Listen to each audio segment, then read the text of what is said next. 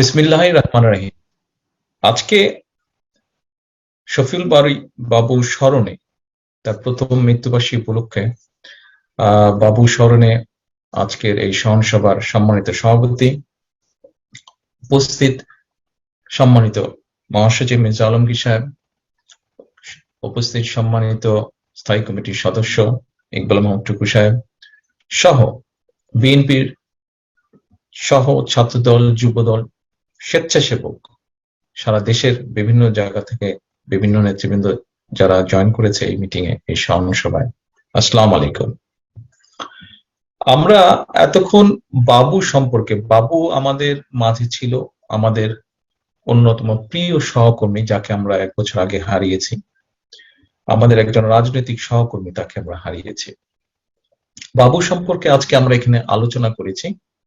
এখানে আমাদের আলোচনার সিরিয়ালে সোহেল, হাবিবুন নবী সোহেল, সে একটা কথা বলেছে, সে কয়েকভাবে বলার চেষ্টা করেছে। তবে একজন পিতা হিসেবে বা পারিবারিক পর্যায় থেকে বাবু কেমন ছিল, এটা আমরা তার পরিবারের সদস্যদের কাছ থেকে, তার স্ত্রীর কাছ থেকে কিছুটা আমরা শুনেছি। তবে আমরা এখানে আজকে যারা আলোচনা করছি বা এতক্ষণ যারা আপনারা আলোচনা করেছেন, সংক্ষেপে হোক বিভিন্নভাবে হোক, যারা যতটুকু বলেছেন, সবাই আমরা তাকে একজন রাজনৈতিক সহকর্মী, রাজনৈতিক কর্মী, রাজনৈতিক নেতা হিসেবে আমরা তাকে বিবেচনা করেছি, তাকে আমরা দেখেছি।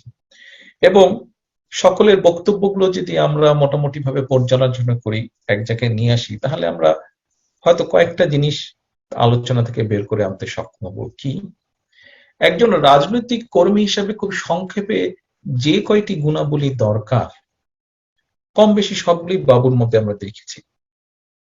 একজন মানুষ হিসাবে যেসব ভালো কোয়ালিটি থাকলে আল্লাহ একজন মানুষকে নেতৃত্বের স্থানে স্থান দেন, কম বেশি সেই সবগুলোই বাবুর মাঝে আমরা দেখেছি। মানুষ আমাদের মধ্যে, আমরা অনেক মানুষই থাকি, কিন্তু সব মানুষ কিন্তু অন্য মানুষদের আপন হয় না। বাট বাবুর ক্ষেত্রে আমরা দেখেছি, বাবু কম বেশি যখন যেখানে দায়িত্ব পেয়েছে, দায়িত্ব দেওয়া হয়েছে, সে যাদের সাথে কাজ করেছে সবাইকে সে আপন করে নিয়েছে, সবাইকে সাথে নিয়ে এসে চলেছে। এই গুণটা তার ছিল। বাবুর মধ্যে আমরা আলোচনা করতে গিয়ে দেখেছি, আমি নিজেও দেখেছি, বাবুর মধ্যে একটা সিনসিয়ারিটি ছিল, কাজের প্রতি কমিটমেন্ট ছিল, যেটি এর মধ্যেই আলোচিত হয়েছে, বিভিন্ন বক্তা বলেছেন। বাবুকে যখন কোনো দায়িত্ব দেওয়া হতো, সে চেষ্টা করত তার জ্ঞান, তার বুদ্ধি, তার বিবেক, তার পক্ষে যতটুকু ফিজিক্যালি ক্যাপাবিলিটি, এবিলিটি ছিল, সব দিয়ে সে চেষ্টা করতে সিনসিয়ারলি সেই কাজটি করার জন্য। ধৈর্যের কথা আলাপ হয়েছে বাবুর সম্পর্কে, যে এখানে বাবুর থেকে সিনিয়র যারা বিভিন্ন সময় স্বেচ্ছাসেবক দলের দায়িত্বে ছিলেন, তারাও বলেছেন যে বিভিন্ন সময় যদিও বাবু যখন তাদের জুনিয়র ছিল, বাট সেটা ছাত্রদলই হোক, সেটা যুবদলই, স্বেচ্ছাসেবকই হোক, বা বিভিন্ন কর্মসূচি দলের প্রয়োজনই হোক, বাবু জুনিয়র থাকলেও বাবুর সাথে আলাপ করা হয়েছে এবং ধৈর্য সহকারে সে কাজগুলো করেছে। আমরা এখানে নিজাম সাহেবের কাছে শুনেছি যে অনেক আগে এক সময় তার নিজ এলাকায়, বাবুর নিজ এলাকায় বা নিজাম সাহেব এলাকায়, সেখানে বিএনপি ছিল, বাট ছাত্র দলকে গঠনের ক্ষেত্রে বাবু যেভাবে ধৈর্যের সাথে গড়ে তুলেছে, এটা তার ধৈর্যের আরেকটা প্রমাণ।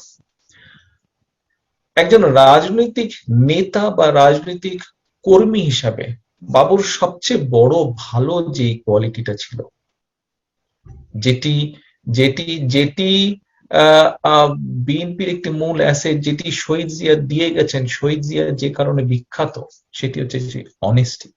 বাবুর মৃত্যুবরণের পরে আমরা দেখেছি যে বাবুর ঢাকা শহরে থাকার মতন, তার পরিবারকে রাখার মতন তার নিজস্ব কোনো ছাউনি ছিল না, তার নিজস্ব কোনো ঘর বা বাড়ি ছিল না। হ্যাঁ, স্বাভাবিক, আমাদের মানুষের প্রয়োজন আছে, সবারই প্রয়োজন আছে। আমরা বলছি না যে না, কেউ কোনো ঘর বাড়ি করবে না, কারো কোনো ঘর বাড়ি থাকতে পারবে না, তা আমরা বলছি না। বাট আমাদের দল সরকার পরিচালনা করেছে। এখন আমরা কি দেখতে পাচ্ছি, আওয়ামী লীগ নামে যে দলটি আছে, একটু আগে মহাসচিব খুব সুন্দরভাবে, খুব সংক্ষেপে বলে দিয়েছেন যে এরা কি, বেসিক্যালি এরা নাথিং বাট একটা লুটেরার দল। কিন্তু আমরা দেখেছি বিএনপির বহু লক্ষ নেতা কর্মী আছে যারা ক্ষমতায় থাকার সময় নিজের মাথার উপরে ছাউনি গড়ে তুলতে হবে, নিজের জায়গা লাগবে, বাড়ি লাগবে, এগুলো চিন্তা করেনি। এবং তাদের মধ্যে একজন বাবু সিনসিয়ারিটির পরিচয় দিয়ে গেছে। বাবু ধৈর্যের পরিচয় দিয়ে গিয়েছে, বাবু অনেস্টির পরিচয় দিয়ে গেছে। আজকে আমার মনে হয় আমরা যে এতক্ষণ আলোচনা করেছি, আমরা এখানে যারা উপস্থিত আছি বিভিন্ন জেলা পর্যায় থেকে স্বেচ্ছাসেবক সহ অন্যান্য যে সকল নেতৃবৃন্দ আছে, আমাদের সকলেরই কিন্তু ছোট হোক বড় হোক, আমরা যারা হয়তো মাঝামাঝি বয়সে পৌঁছে গেছে, আমাদেরও অনেক কিছু আছে যা আমরা আমাদের ছোটদের কাছ থেকে ভালো জিনিস অনেক ক্ষেত্রে শিখতে পারি। কাজে আমরা আমাদের প্রত্যেক সহকর্মীর কাছ থেকে ভালো অনেক কিছু আমরা শিখতে পারি, খারাপকে অ্যাভয়েড করে ভালো অনেক কিছু শিখতে পারি। বাবুর বাবুর ক্যারেক্টারের মধ্যে, বাবুর কার্যক্রমের মধ্যে আমরা এরকম অনেক ভালো জিনিস পেয়েছি যেগুলো আমরা শিখতে পারি। বাবুর যে কমিটমেন্ট ছিল, গণতন্ত্রের প্রতি কমিটমেন্ট, বাবুর কমিটমেন্ট দলের প্রতি কমিটমেন্ট, দেশনেত্রী বেগম খালেদা জিয়ার প্রতি যে কমিটমেন্ট, এই কমিটমেন্ট থেকে যদি কিছু আমাদের শিখতে হয় তাহলে এটাই শিখতে হবে যে বাবু যে জন্য জীবনের শেষ দিন পর্যন্ত চেষ্টা করেছে যে এই দেশের গণতন্ত্রের যে প্রতীক দেশনেত্রী বেগম খালেদাকে মুক্ত করার জন্য, আমি মনে করি যে এটাই হওয়া উচিত আমাদের আগামী দিনের লক্ষ্য। কারণ আজকে দেশ এবং দেশের আমাদের যে কোটি কোটি মানুষ, এই 18-19 কোটি মানুষ, প্রতিটি মানুষ সুস্থ স্বাভাবিক গণতন্ত্রে বিশ্বাসী, মিনিমাম ভাবে গণতন্ত্রে বিশ্বাসী প্রত্যেকটি মানুষ আজ বিএনপির দিকে তাকিয়ে আছে। কেন বিএনপির দিকে তাকিয়ে আছে? কারণ বিএনপিতে বাবুর মতন লক্ষ লক্ষ নেতা কর্মী আছে। কেন বিএনপিতে তাকিয়েছে?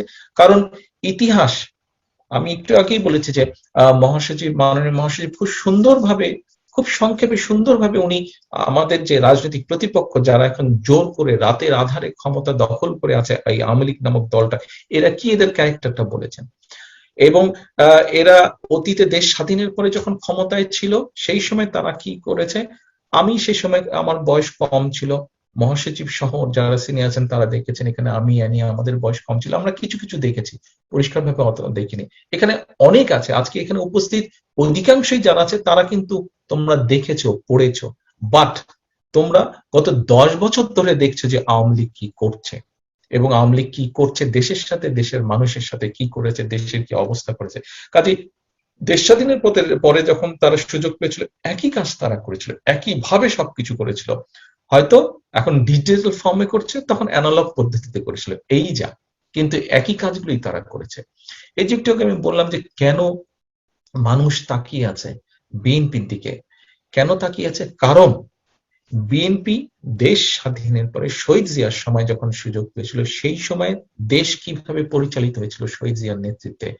স্বৈরাচারের 80-র দশকে, 90-এর দশকে স্বৈরাচারের পতনের পরে, এরশাদের পতনের পরে যখন নিরপেক্ষ নির্বাচনের মাধ্যমে দেশনেত্রী বেগম খালেদা জিয়ার নেতৃত্বে বিএনপি সরকার গঠন করলো, তখন এবং পরবর্তীতে আবার 2001 সালে যখন মানুষের সমর্থনে সরকার গঠন, প্রতিবার মানুষের জন্য, দেশের জন্য কি করেছে সেই কাজগুলো মানুষ দেখেছে, সেই কাজগুলো মানুষের সামনে আছে, এবং সেজন্যই মানুষ বিশ্বাস করে বিএনপি সরকার গঠন করলে এই দেশের মানুষ কিছু করতে পারবে, এই দেশের মানুষ সঠিকভাবে থাকতে পারবে, এই দেশের সন্তানেরা সঠিকভাবে শিক্ষা পাবে, এই দেশের ব্যবসায়ীরা সুস্থ মতন ব্যবসা করতে সক্ষম হবে, এই দেশের কোর্টগুলো আইনের শাসন অনুযায়ী, আইন অনুযায়ী পরিচালিত হবে, এই দেশের ব্যাংকগুলো নিয়ম অনুযায়ী পরিচালিত হবে। এরকম স্বাভাবিকতা মানুষ আশা করে একমাত্র বিএনপির কাছ থেকে। আজকে যেটা ইকবাল মাহমুদ সাহেবও বলেছেন, যেটা মহাসচিবও বলেছেন, যে এই যে আজকে হাসিনা আছে, এটা শুধু হাসিনার জন্যই হাসিনা নাই, এর সাথে আশেপাশের রাজনীতির অনেকগুলো বিষয় জড়িত আছে। স্বাভাবিকভাবেই স্বাভাবিকভাবেই এই দেশকে, বাংলাদেশকে ঘিরে অনেকেরই স্বার্থ আছে, এবং যারা তাদের নিজেদের স্বার্থ রক্ষা করতে চায় তারাই এই এই এই অবৈধ সরকারকে যেভাবেই হোক সাপোর্ট দিয়ে তারা টিকিয়ে রেখেছে। এখানে উপস্থিত আজকে আমরা যারা আছি তাদের সকলকে আমি বিশেষ করে আমার স্বেচ্ছাসেবক সহ অন্যান্য বিভিন্ন যারা আপনারা উপস্থিত আছেন, তোমরা যারা উপস্থিত আছো, একটি কথা আমি বলতে চাই, আরেকটি কথা আমি উল্লেখ করতে চাই।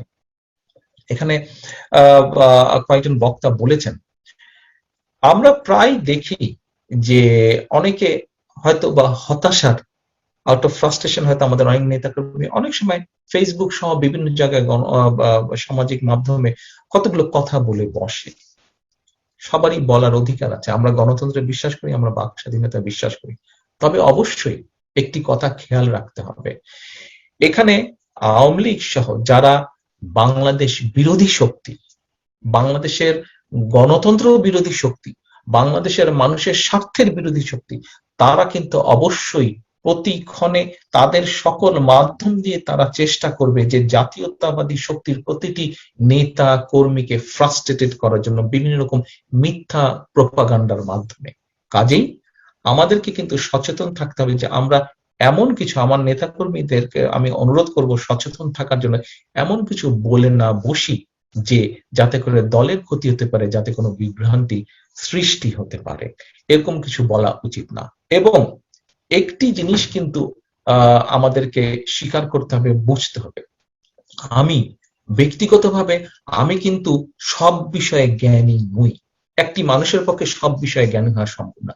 আমিও যখন কিছু বিষয় হয়, আমিও আমার নেতৃবৃন্দ আছেন, এখানে স্থায়ী কমিটির সদস্য আছেন, মহাসচিব আছেন, আরো আমাদের দলের অন্যান্য সিনিয়র নেতৃবৃন্দ আছেন, কোনো বিষয় হলে আমরা আলোচনা করে সকলের পরামর্শ নিয়ে তখন আমরা সিদ্ধান্ত গ্রহণ করি। এই যে একটু পরে, এখন প্রায় 8:15 বোধহয় বাজে ঢাকায়, কিছুক্ষণ পরে আরেকটি মিটিং আছে মহাসচিব সহ এবং সিনিয়র নেতৃবৃন্দ সহ, আমরা একটি বিষয়ে বসবো আলোচনা করার জন্য যে কি সিদ্ধান্ত হতে পারে। একটি বিষয় আছে, সেই বিষয়ে আমরা সিদ্ধান্ত করব। কাজেই অনেকের হয়তো আমরা যখন কোনো বিষয়ে সিদ্ধান্ত গ্রহণ করি আলোচনার মধ্যেই সিদ্ধান্ত গ্রহণ করি। কাজে আমি নেতাকর্মী অনেককে অনুরোধ করব যে হতাশায় হয়ে আউট অফ ফ্রাস্ট্রেশন হঠাৎ করে এমন কোনো কমেন্টস করে বসা উচিত হবে না যে যেটাতে দলের আরো নেতাকর্মী হতাশ হতে পারে। হ্যাঁ, চিন্তা করতে হবে, চিন্তা করে নিজেকে আনসার বের করতে হবে এবং ধৈর্য ধারণ করতে হবে। আমাদের এই কথাগুলো হঠাৎ করে কিছু বলে বসাতে যেরকম একটি বিভ্রান্তি সৃষ্টি হতে পারে, অন্য নেতাকর্মীদের মধ্যে হতাশার সৃষ্টি হতে পারে, ঠিক একইভাবে আমাদের ঐক্যে ফাটলও ধরতে পারে। কাজেই আমাদেরকে এখন সবচেয়ে বড় লক্ষ্য যেটা, ঐক্য রাখতে হবে, ঐক্যবদ্ধভাবেই এই সমস্যার সমাধান মোকাবেলা করতে হবে এবং মোকাবেলার মাধ্যমে আমাদেরকে দেশকে, দেশের মানুষকে এই পরিস্থিতি থেকে বের করে আনতে হবে। আজকে যদি আমরা দেশের ভেতরে দেখি, দেশের বাইরে দেখি, এই যে কয়েকদিন আগে জার্নালিস্ট উইদাউট বর্ডার একটি অর্গানাইজেশন, তারা কি বলেছে? তারা বলেছে এই যে একটা ডিজিটাল আইন যে করেছে, এটার মাধ্যমে কিভাবে দমনের, মানুষের মতামতকে দমনের চেষ্টা করছে এই অবৈধ সরকার। এই একটা দিক তো অনেক কিছু প্রমাণ হয়ে যায় যে আজকে বিএনপির বিরুদ্ধে যত অত্যাচার নির্যাতন, একজন এখানে বলেছে যে খুব সম্ভব শাহজাহান ভাই একটু আগে বলেছেন যে আমাদের নেতাকর্মীরা বন্যা হোক, গত 10-12 বছরে যেভাবে অত্যাচার নির্যাতনের মধ্যে দিয়েছে, তারপরেও কোনো প্রাকৃতিক দুর্যোগ হোক, বন্যা হোক, ঝড় হোক, জলোচ্ছ্বাস হোক, এই গত 1 বছর আগেও এই মহামারী, যেটা এখন সারা বিশ্বব্যাপী মহামারী চলছে, কোভিড মহামারী, এর মধ্যেও গত 1 বছর আগে যেভাবে প্রায় 2.5 থেকে 3 কোটি সমগ্র দেশের নেতাকর্মী সহ সাধারণ মানুষের সাহায্যার্থে এগিয়ে এসছে, এখন যেভাবে জেলায় জেলায় মেডিকেল ক্যাম্প স্থাপনের মাধ্যমে চেষ্টা করছে মানুষকে ওষুধ সরবরাহের মাধ্যমে, চেষ্টা করছে আমাদের নেতাকর্মীরা অক্সিজেন সরবরাহের মাধ্যমে করোনা আক্রান্ত রোগীদেরকে সহযোগিতা করার জন্য, এত কিছুর এত কিছু করছে, এত অত্যাচার নির্যাতনের পরেও আজকে আওয়ামী লীগের এই যে অ্যাটাকটা বিএনপির উপরে, আওয়ামী লীগের যে নির্যাতন, অত্যাচার, মিথ্যা মামলা, গায়েবী মামলা, দেশনেত্রী বেগম খালেদা জিয়া থেকে শুরু করে আমার একদম গ্রামের শেষ কর্মীটি পর্যন্ত, কেন? কারণ তারা এবং তাদের দোসররা খুব ভালো করেই জানে যে এই দেশকে বাঁচাতে, এই দেশের মানুষকে রক্ষা করতে, এই দেশের মানুষকে অধিকার প্রতিষ্ঠা করতে সক্ষম একমাত্র বিএনপির মতন নেতাকর্মীরা, বাবুর মতন লক্ষ লক্ষ নেতাকর্মীরা বিএনপির, তাদের পক্ষেই সম্ভব। কাজে এদেরকে হতাশ করো, এদের ঐক্যকে নষ্ট করে দাও। সেই জন্যই প্রিয় নেতাকর্মী, উপস্থিত নেতাকর্মী ভাই বোনেরা, আপনাদের সকলের কাছে আমার আহ্বান থাকবে, আপনাদের সকলের কাছে আমার অনুরোধ থাকবে যে আসুন আমরা কোনোভাবেই সকলভাবে আমাদেরকে চেষ্টা করতে হবে যাতে আমাদের মধ্যে কেউ কোনো বিভ্রান্তি তৈরি করতে সক্ষম না হয়। আমাদেরকে সকলভাবে চেষ্টা করতে হবে আজকে যে আমাদেরকে আজকে ঐক্যবদ্ধ থাকতে হবে এবং সময় মতন আমাদেরকে আমাদের কর্মসূচিতে সফল করে নিতে হবে। কি সেই কর্মসূচি? কি সেই পরিকল্পনা সময় মতন আপনারা অবশ্যই জানবেন। আজকে আমরা বাবুকে নিয়ে প্রায় 3.5 ঘন্টা যাবৎ আলোচনা করেছি, বাবুর স্মরণ সভায় আমরা আলোচনা করেছি। আমরা যদি সত্যি বাবু সম্পর্কে যারা যতগুলো কথা বলেছি, আমরা এখানে পিন্টুর নাম বলেছি, আমরা এখানে আমাদের ইলিয়াস আলীর নাম বলেছি, এই যে মানুষগুলো মারা গিয়েছে, এই যে মানুষগুলো গুম খুনের শিকার হয়ে গিয়েছে, চৌধুরী আলমের কথা এসছে, আরো আমাদের নেতাকর্মীদের কথা এসছে এখানে। আমরা যদি সত্যি সহকর্মী হিসাবে তাদেরকে ভালোবেসে থাকি, সত্যি সহকর্মী হিসাবে যদি তাদের প্রতি আমাদের বিন্দুমাত্র দরদ থাকে, যাদের কথা বললাম এরা তো কেন্দ্রীয় পর্যায়ে কম বেশি, এই যে এখানে অনেক জেলার নেতাকর্মী উপস্থিত আছে, আমাদের অনেক জেলাতে বহু নেতাকর্মী আজকে অত্যাচার নির্যাতনের শিকার হয়েছে, খুনের শিকার হয়েছে, গুমের শিকার হয়েছে, নির্যাতনের শিকার হয়েছে, পঙ্গুত্বের শিকার হয়েছে। কাজেই যারা অত্যাচারিত হয়েছে, নির্যাতিত হয়েছে, তাদেরই তো সহকর্মী আমরা, আমাদেরই তো সহকর্মী তারা। কাজেই আজকে যদি ওই মানুষগুলোর প্রতি, আমাদের ওই সহকর্মীগুলোর প্রতি মিনিমাম আমাদের শ্রদ্ধা থাকে, মিনিমাম ভালোবাসা থাকে, মিনিমাম দরদ থাকে, আসুন আজকে আমরা যেই ঐক্যবদ্ধ আছি এই ঐক্যকে আর আমাদের ইস্পাত করতে হবে। আমাদেরকে, আমাদের নেতাকর্মীদেরকে, আমাদের দেশের মানুষকে, আমাদের দেশকে এই পরিস্থিতি থেকে বের করে আনতে হবে। কেন? একটু আগেই বলেছি, একটু আগে মহাসচিব খুব সংক্ষেপে তুলে ধরেছেন, একটু আগে ইকবাল মোহাম্মদ সাহেব খুব সংক্ষেপে তুলে ধরেছেন যে বিরাট একটা ষড়যন্ত্র আছে। কাজে এই ষড়যন্ত্র থেকে বের যদি করে আনতে হয় দেশকে, কারণ এই ষড়যন্ত্র থেকে বের হতেই হবে, বের ইনশাল্লাহ আমরা হবই। ব্যাপারটা ম্যাটার অফ টাইম, আজ কাল বা পরশু, এই যা ব্যাপার। বের আমরা হবে, বের আমরা হয়েছি, বের এর আগেও আমরা অতীতে হয়েছি, এর আগেও বিএনপির নেতৃত্বে আন্দোলন সফল হয়েছে, বিএনপি দেশকে তুলে ধরেছে। শহীদ জিয়ার সময়ও বিভিন্ন ষড়যন্ত্র থেকে দেশকে বের করে এনে শহীদ জিয়া অবস্থান নিয়ে গিয়েছেন। তার পরবর্তীতেও ষড়যন্ত্র হয়েছে, তার পরবর্তীতেও দেশনেত্রী বেগম খালেদা জিয়ার নেতৃত্বে আন্দোলন সফল হয়েছে, দেশকে আমরা সুন্দর অবস্থানে নিয়ে গেছি। প্রতিবার বিএনপির উপরে কেন এই ষড়যন্ত্র, বিএনপির বিরুদ্ধে প্রতিবার বিএনপির উপরে আঘাত কেন? কথা ঘুরে একটাই আসে, কারণ বিএনপি পারে এই দেশের মানুষকে রক্ষা করতে, বিএনপি পারে এই দেশকে গড়ে তুলতে, বিএনপি পারে এই দেশকে পৃথিবীর মানচিত্রে, পৃথিবীর বুকে সুন্দরভাবে গড়ে তুলতে।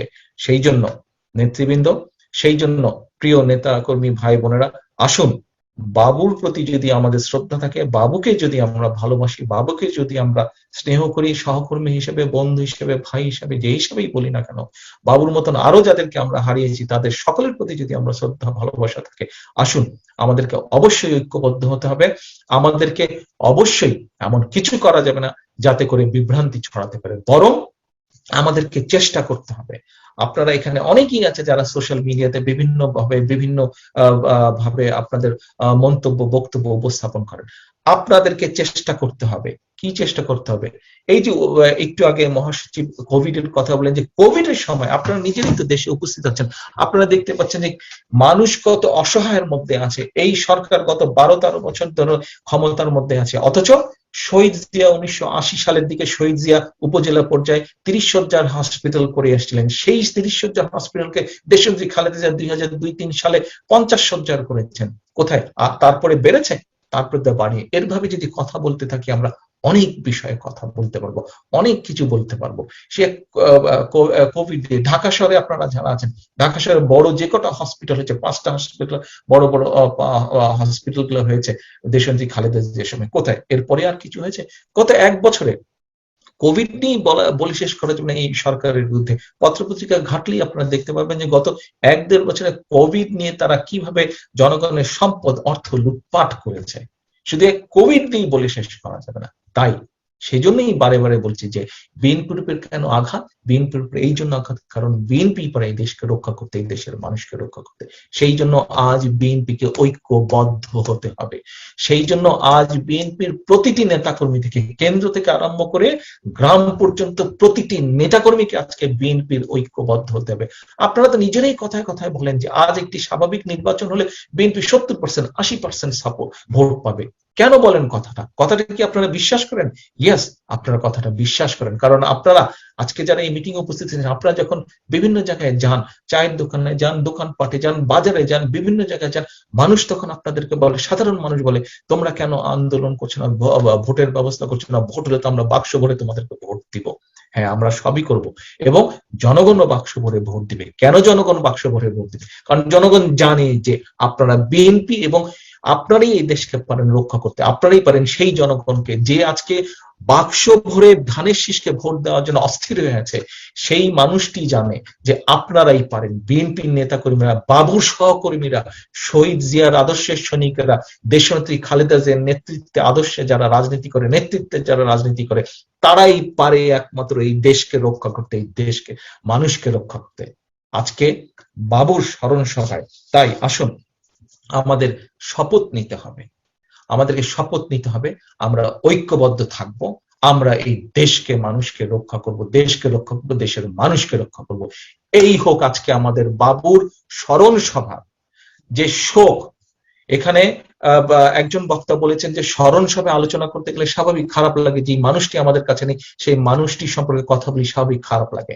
আজ খারাপটাকে, শোকটাকে আমাদের শক্তিতে রূপান্তরিত করতে হবে, শোককে শক্তিতে রূপান্তরিত করতে হবে, যাতে বাবু যে চিকিৎসা না পেয়ে মারা গিয়েছে, যেই চিকিৎসা তাকে আমরা দিতে চেয়েছিলাম কিন্তু দিতে পারিনি, সময় মতন যদি দিতে পারতাম আজ হয়তো বাবু আমাদের মাঝে থাকতো। ভবিষ্যতে যাতে বাবুর মতন সহ, বাবু সহ আরো আমাদের নেতাকর্মী যারা আছে, দেশের মানুষ যারা আছে, তারা যাতে বিনা চিকিৎসায় মারা না যায়, আজকে আমাদের সেই জায়গায় আসতে হবে, আজকে আমাদেরকে সেই সিদ্ধান্ত নিতে হবে এবং সেই সিদ্ধান্ত মোতাবেক আজ আমাদেরকে প্রতিজ্ঞা করতে হবে ঐক্যবদ্ধ থাকার, এই দেশের মানুষকে রক্ষা করার জন্য, দেশকে রক্ষা করার জন্য, দেশের মানুষের বাক স্বাধীনতা ফিরিয়ে আনার জন্য আমরা সামনে যে কর্মসূচির সিদ্ধান্ত গ্রহণ করব, সেই কর্মসূচিকে যাতে আমরা সফল করে গড়ে তুলতে পারি এবং ইনশাআল্লাহ ভবিষ্যতে যাতে বাবুর যখন স্মরণ সভা প্রতি বছর আসবে, ভবিষ্যৎ স্মরণ সভা বাবুর যাতে আমরা বিরাট করে করতে পারি, এই হোক আজকে আমাদের প্রতিজ্ঞা বাবুর স্মরণ সভায়, যে আমাদের আগামী দিনের লক্ষ্য স্মরণ সভার প্রতিজ্ঞা হোক এই দেশকে গণতন্ত্র প্রতিষ্ঠা করা, দেশের মানুষকে রক্ষা করা, এই দেশে গণতন্ত্রকে উদ্ধার করা, প্রতিষ্ঠা করা। এই হোক আজকের বাবুর স্মরণ সভার আমাদের সকলের প্রতিজ্ঞা। সকলকে আবারও শুভেচ্ছা জানিয়ে বাবুর আত্মার মাগফিরাত কামনা করে, একই সাথে বাবু সহ গণতন্ত্র উদ্ধারে গত অনেক বছর ধরে আমরা গণতন্ত্র উদ্ধারে আমাদের যে সকল নেতাকর্মী শহীদ হয়েছে তাদের আত্মার মাগফিরাত কামনা করে, কোভিড সহ বিভিন্ন কারণে যে সকল নেতাকর্মী আমাদেরকে ছেড়ে চলে গিয়েছেন, মৃত্যুবরণ করেছেন, তাদের আত্মার মাগফিরাত কামনা করে এবং বাবুর পরিবারের প্রতি শ্রদ্ধা জানিয়ে আল্লাহর কাছে দোয়া করি তার 2 সন্তান সহ তার স্ত্রী তারা যাতে নিরাপদ থাকে, ভালো থাকে, সুস্থ থাকে, এই আল্লাহর কাছে এই দোয়া কামনা করে আমার বক্তব্য শেষ করছি। আল্লাহ হাফেজ। বাংলাদেশ জিন্দাবাদ, বাংলাদেশ